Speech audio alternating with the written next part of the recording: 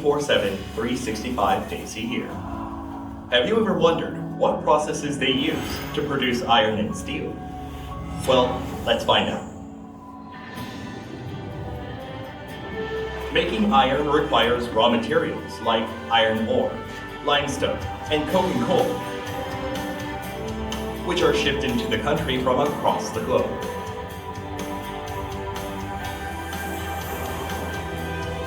By using cranes and conveyor belts, these imported materials are transported to plants and then stored in eco-friendly storage facilities called silos. Now, the iron making process begins.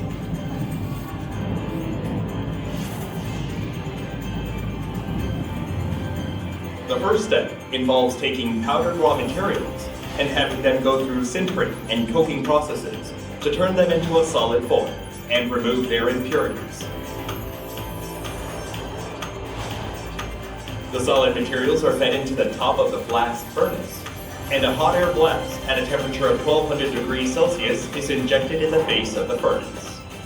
The resulting melted materials are released through the tap hole, and the separated impurities are recycled in a variety of ways.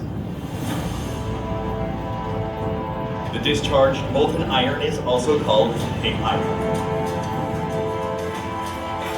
Loaded onto torpedo ladle cars, the pig iron moves to the steel making process, where its remaining impurities are removed further in the converter.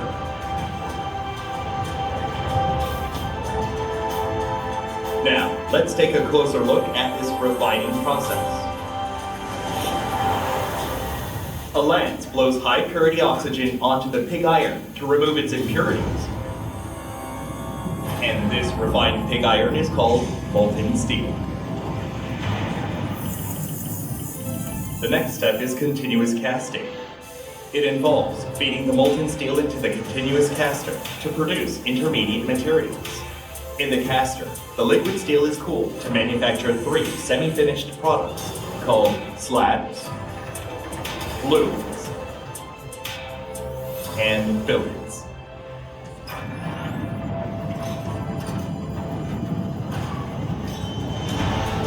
The final step is rolling, and it is divided into 4 types: hot rolling, plate rolling, cold rolling, and wire rolling.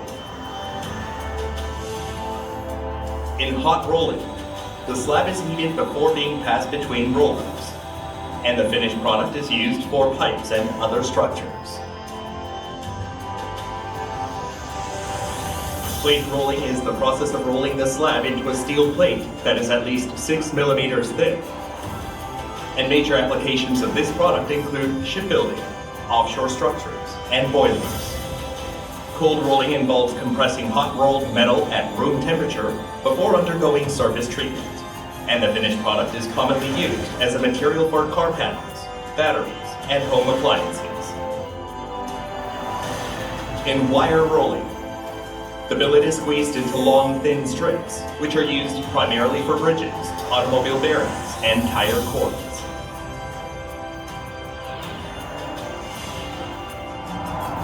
Products from these 4 processes are delivered to customers through different modes of transportation. Loaded onto trucks and trains, some of them are sent to factories across the country, and others travel to ports before being shipped to different parts of the world.